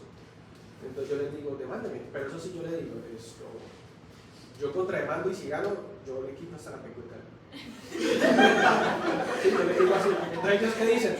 Uy, este man, porque ¿qué están acostumbrados? A que un médico y les dicen, estos maricas hicieron el juramento, estos maricas ni siquiera refutan, estos maricas ni siquiera pelean ni dicen nada, y así eso se acostumbra, que entonces uno demanda, si quiere demanda y nos enfrentamos allá, yo saco el tiempo, yo no tengo ningún problema, y entonces ellos ¿qué dicen? Este man está seguro de lo que está haciendo. Ellos no están seguros de lo que uno está haciendo, pero yo estoy seguro de lo que estoy haciendo y sé que lo estoy haciendo bien, entonces eso sí, si toca enfrentarse, se enfrenta. Para eso uno paga un seguro de abogados y esa vaina, cuando ustedes se van a graduar. ¿Sí? Entonces, es para eso. Pero no caigan en eso. Si usted cree que lo que usted le va a colocar al paciente puede hacerle más daño que bien, no lo haga. Busque una estrategia terapéutica o alguna cosa. Y si es algo tan tonto como una gripa, una vainacita, hay mamás con niños con dengue que quieren a la fuerza que usted les inyecte chino para que se sientan mejor. Para ellas poder salir en la tarde, que el chino, quedarse tranquilas que el chino quedó bien, y ellas poder salir a la tarde a bailar, lo que quieran. Y literal se me dicen así, es que yo necesito salir hoy, doctor, y yo necesito que el niño quede bien, porque es una enfermedad que tiene un periodo de evolución de una semana. ¿Yo cómo voy a hacer que se sienta bien en 6 horas? De malas, es que no se puede hacer nada. y la vía intramuscular está contraindicada. No, que coloquen entonces intravenoso una dipirona, la pasada se la colocaron y se sintió mejor. No se puede, señora, porque la sospecha es de dengue. Si le coloco dipirona, este pelado va a comenzar a sangrar. No, que usted sí es más médico, que no sé qué. Sí, todo lo malo que usted quiera, sí, bueno. Pero, ¿qué más? Y ese va a ser el día a día de ustedes. Como el 80, con el 70-80% de los pacientes, uno tiene pelea. Entonces váyanse acostumbrando. Y por eso es que yo les digo, refuten las cosas con, o sea, de verdad, con razón, con datos. ¿Sí? No como me refutan a veces a mí, pero es que este cosito acá que no podría ser, no. Tal y tal cosa. Acostúmbrese porque esto es lo que les va a pasar a ustedes. Y si lo llamo un hueso, le voy a decir, doctor Andrés, esta señora lo está demandando porque llevó al hijo con dolor y dice que usted es un inhumano que no le colocó la dipirona que siempre le coloca. ¿Usted qué responde a eso? Señor juez, el niño tenía una sospecha de dengue. La guía de práctica clínica colombiana y a nivel mundial dice que en dengue se contraindican los años. La dipirona, busque en Google ahí qué tipo de medicamento es y le va a decir, y entonces si yo le coloco AINE a ese niño, pues yo le voy a inducir un sangrado. Entonces yo no puedo complacer a la señora madre porque si lo hago termino matando a su hijo. Y él dice, sí tiene razón, ¿no? No porque, ay señor juez, porque es que, la verdad porque es que a un tío mío una vez le colocaron una inyección de esas y se puso peor. El juez que va a decir, pero usted es médico, usted cómo va a decir que el tío, que el primo, no, hábleme con datos. Entonces es lo que sucede. O sea, hace que el dengue sangre más por el efecto antiagregante. Sí, por el efecto antiagregante plaquetario. Entonces, bueno, volviendo. El feocromocitoma es un tumor productor de catecolaminas. Sí. Aunque hay algunos tumores parecidos al feocromocitoma que pueden estar en otras partes del cuerpo. La acromegalia por producción excesiva de la hormona del crecimiento, y la hormona del crecimiento en exceso también tiende a la insulinoresistencia y tiene algo de efectos sobre la presión arterial. Hipertiroidismo, claro, porque acuérdense que en el hipo uno tendría más a la hipotensión o normotensión, y en el hipertiroidismo sobre todo por aumento de la actividad cardíaca. Aumento de la actividad cardíaca, aunque hay algunos artículos que dicen que puede tener algo de actividad tiroidea sobre el músculo liso vascular. El caso es que un paciente con hipertiroidismo puede hacer hipertensión arterial, pero sobre todo los pacientes que están en tirotoxicosis, o sea, los que ya están como en la urgencia del hipertiroidismo, ¿sí? Hagan de cuenta, ustedes tienen diabetes y tienen urgencia diabética, que es ¿cuál? La cetocidosis diabética y el estado hiperosmolar hiperglicémico, ¿sí? O sea, esas son las urgencias de la diabetes, pero usted puede tener ahorita un diabético tipo 2 y no estar en urgencia. Es una descompensación. Asimismo, ustedes pueden tener hipertiroidismo. Ahorita el paciente está hipertiroideo, no está en urgencia, pero puede descompensarse esta noche y hacer una tirotoxicosis, que es una tormenta tiroidea. Se elevan tanto las hormonas tiroideas que el paciente hace se le eleva mucho la temperatura. No es fiebre porque no es inflamatorio, una hipertermia. Se le eleva la frecuencia cardíaca, se le eleva el gasto cardíaco, pero luego se le puede bajar el gasto cardíaco. ¿Por qué? Si el paciente en tirotoxicosis se le puede elevar el gasto cardíaco, ¿por qué se le pudiera bajar más adelante en esa misma? Usted lo ve ahorita y tiene elevación del gasto cardíaco y en 1 hora, 2 horas puede que lo encuentre con un gasto cardíaco bajo. Pero ahí siguen la emergencia de tirotoxicosis. Sí, igualito. ¿Por qué? Porque eleva tanto la frecuencia cardíaca que no le da tiempo al corazón de diástole, entonces no se llena. Entonces el paciente con tirotoxicosis, pese a que tiene un aumento del trabajo del corazón, les puede llegar a usted. Le puede llegar a usted primero con un gasto cardíaco elevado y luego que se le baje porque está empeorando, o puede que ya de plano le llegue con signos de hipoperfusión. El corazón está así y no se logra llenar. Está mal pensado, ¿no? No, tiene que estar el corazón está. No, tiene que quedarse con los platillos. El corazón. Sí, el corazón está trabajando tan al punto que no le permite un llenado. Profe, era como hipovolémico. Estaría prácticamente como si estuviera hipovolémico por la disminución del gasto cardíaco. Entonces, ténganlo presente. Podría haber Profe, en los pacientes hipertiroideos es mejor llevarlos a un hipotiroidismo. A Yo ellos, creo que hay muchos pacientes hipertiroideos que generalmente los llevan a hipotiroidismo. pues, sí, primero, pues, sí, el paciente con tirotoxicosis puede morir de un infarto. Porque esa misma hipoperfusión que tiene por un llenado inadecuado termina siendo un infarto de miocardio. No por mecanismo aterosclerótico, sino por desbalance, Como una necrosis. desbalance consumo, desbalance aporte. Eso es uno de los tipos de infarto. Hay 5 tipos de infartos diferentes. El más común es por aterosclerosis. Y el infarto tipo 2 es por desbalance del consumo de oxígeno con el aporte. Ese sería el infarto que sucedería en este. ¿Y el suyo quién me está preguntando? Que yo veo que a muchos pacientes con hipertiroidismo los llevan a un hipotiroidismo. Hipotiroidismo. En este caso, estos pacientes hipertiroideos y que terminan sobre todo en tirotoxicosis dicen no, la actividad tiroidea es demasiado elevada. Tratan a veces con medicamentos, a veces se puede, a veces no. Terminan quitándole la tiroides, ¿sí? Como con especie de radioterapia. Le dicen al paciente, le queman la tiroides, se la dañan, el paciente queda en hipotiroidismo y le suplementan levotiroxina de por vida. Y es más fácil porque la levotiroxina viene dosificada para el día, entonces uno se la da toda la vida levotiroxina. No entendí muy bien cómo es que tiende a la tirotoxicosis. O sea, cualquier paciente que tenga hipertiroidismo. No, cualquiera no, pero si un paciente que lo tenga de mucho tiempo y no se le trate, o depende de la patología.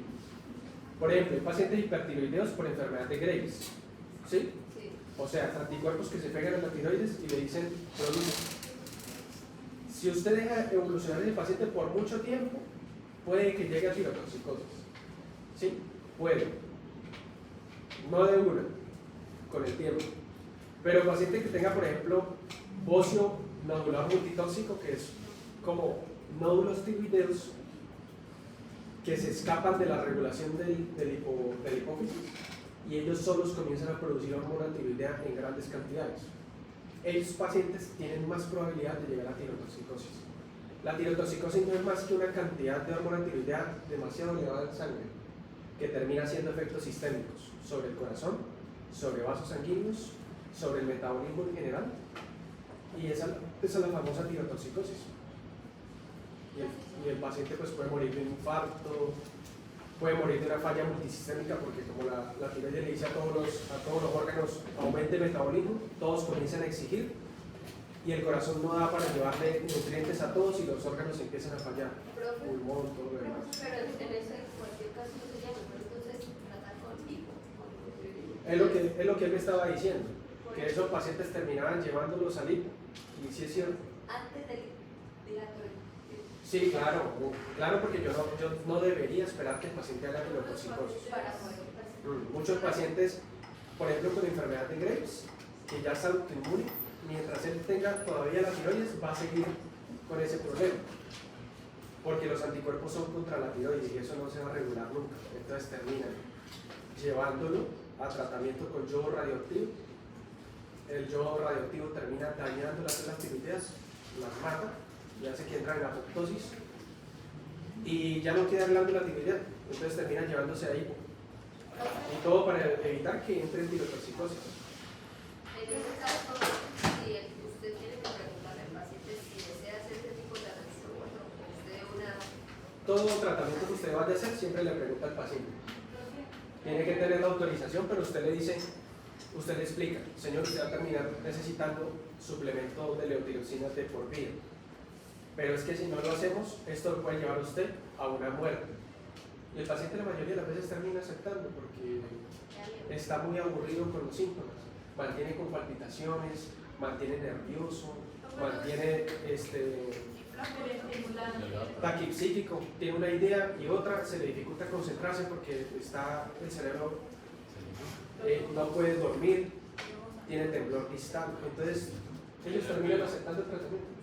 Profesor, ¿y los pacientes que tienen hipotiroidismo porque ya no producen hormona tiroidea. Entonces, como no producen hormona tiroidea, yo se la tengo que suplementar. O sea, yo tengo que hacer el trabajo. No necesita un niño. Sí, claro, todos necesitan hormona tiroidea. Y más un niño, porque si al niño usted no le da hormona tiroidea, se queda pequeñito. Se queda pequeñito. Entonces, sea quien sea, usted le tiene que suplementar la hormona tiroidea. Si usted no se la suplementa, el paciente le puede hacer una urgencia del hipotiroidismo, que es un coma mixedematoso. ¿Un niño se le da más dosis de levotiroxina o la misma que Depende de la deficiencia que tenga. Si la deficiencia que es total? es total, pues usted le tiene que, en niños más por el peso. Más por el peso.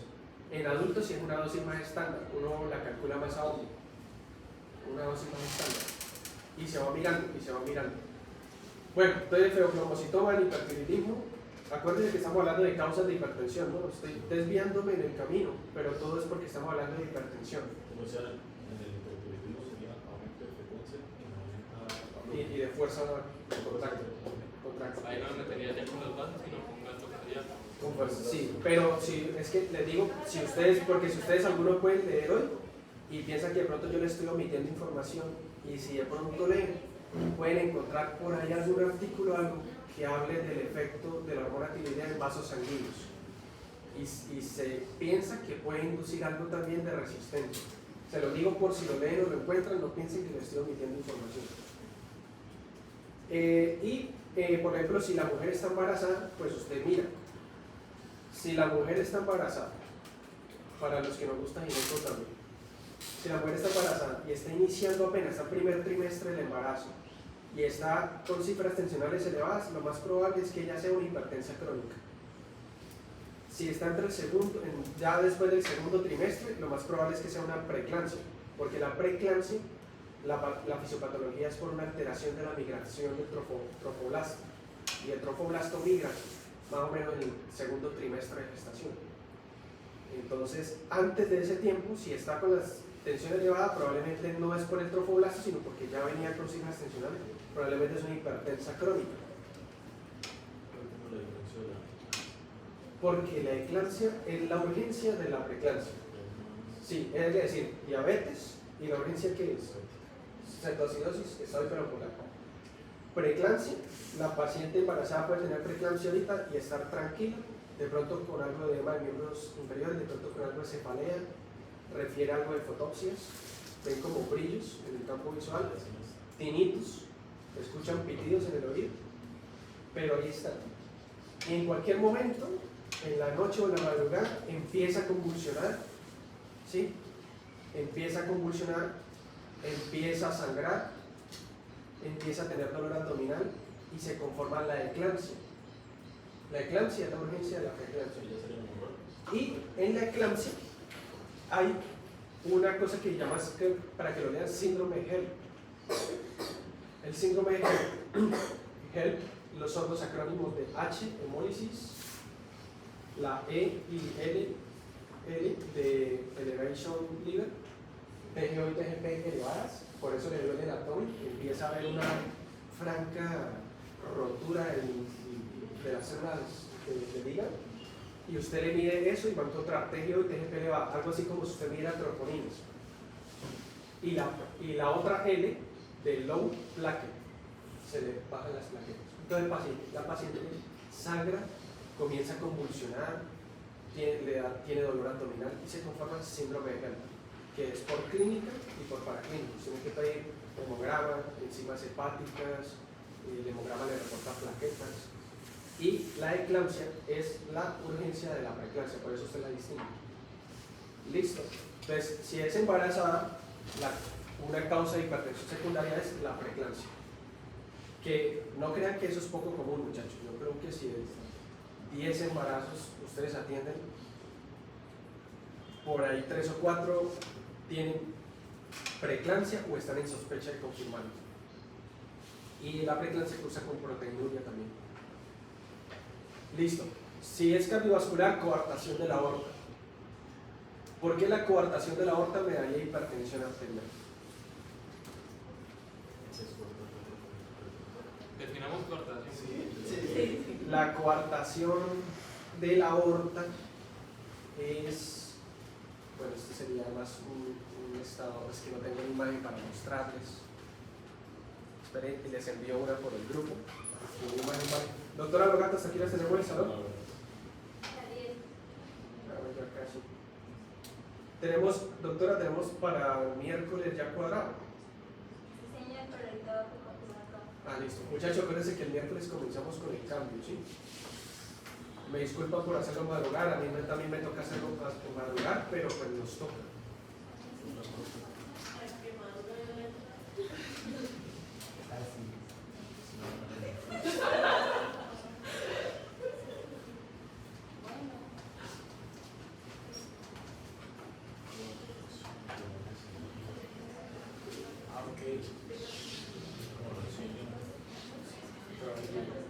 Enviarles la imagen.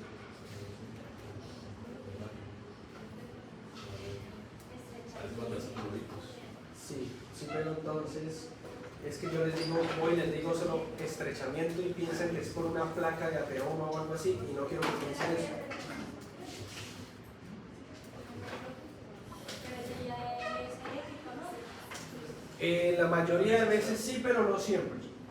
Porque la coartación realmente, ¿qué es coartarlo? Por ejemplo, digamos, el doctor quiere expresar algo y yo no lo dejo hablar. O yo le digo, no, eso no, lo estoy coartando. De que él hable, de que él diga, de que él funcione. Algo así. Es por alguna causa tumoral o crecimiento de algún tejido que tiende a ocasionar como una disminución del flujo por una coartación, por una compresión o por una reducción. ¿Qué sería por gasociamiento entonces? ¿Cómo? El reconocimiento sería por un gasociamiento. O sea, la fuerza con que hay que hacer. Teóricamente hay varios mecanismos.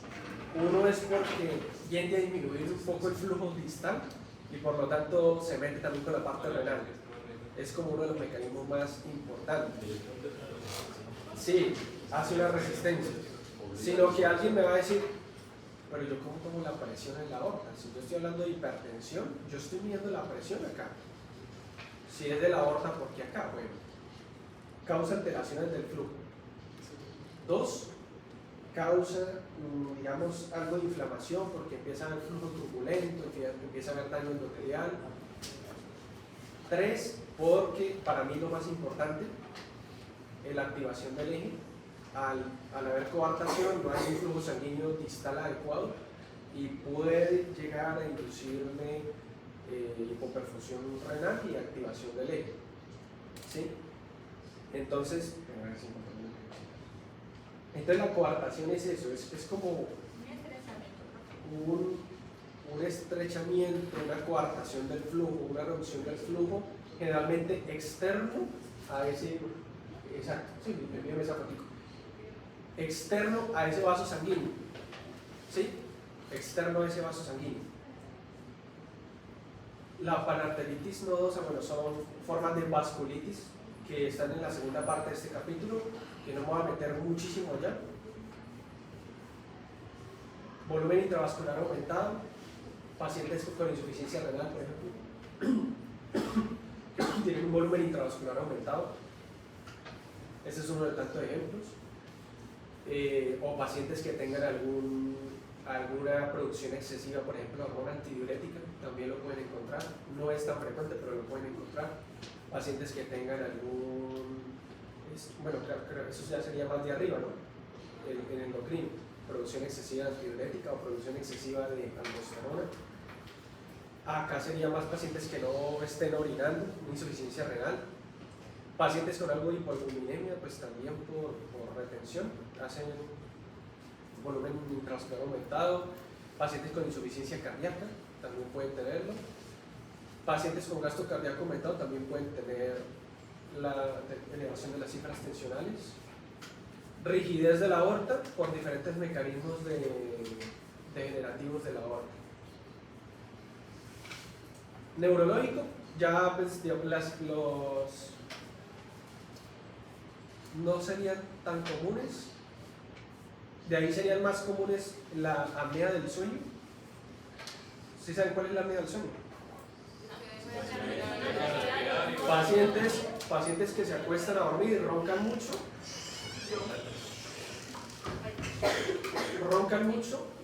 tienen más predisposición a apnea del sueño, pero la conformación de apnea del sueño no solo que ronquen, sino que hacen apneas, o sea, suspenden el ciclo de respiración por unos segundos, a veces casi hasta un minuto, quedan y luego retoman otra vez, y así están haciendo toda la noche.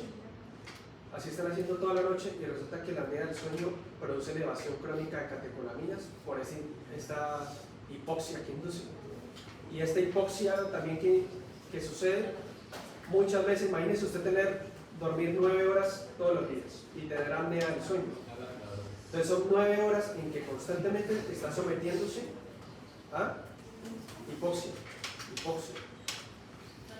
Daño endotelial, estrés endotelial y aparte esta apnea produce elevación de catecolaminas. Entonces el paciente con apnea del sueño tiene predisposición a hacer hipertensión arterial. Estrés agudo, estrés no solo mental sino estrés también físico, pues puede elevar las cifras tensionales. Y ya, pues esas serían las causas. Quiero que se la aprendan bien. Pueden salir preguntas de acá, ¿sí? Con lo básico para que conformen un diagnóstico, ¿sí? Tampoco que, pues... Sí, claro, así como vimos las preguntas, ¿sí?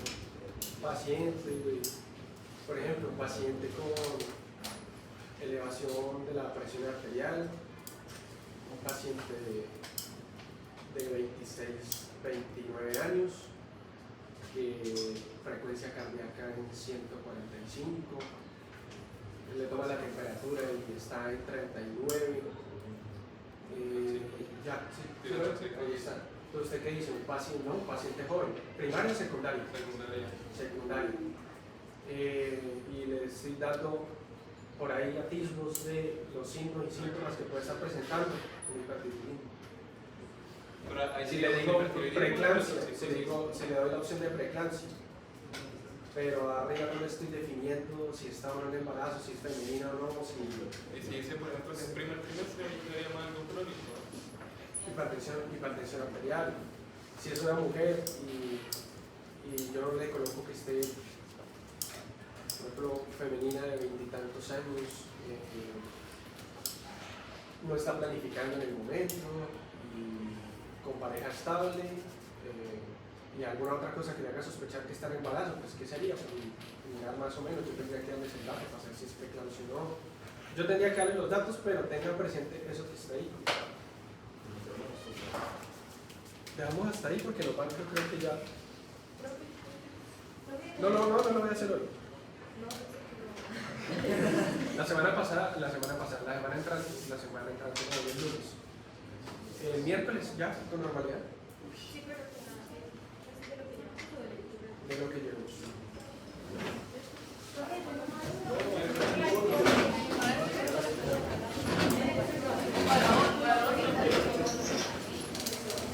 No se le puede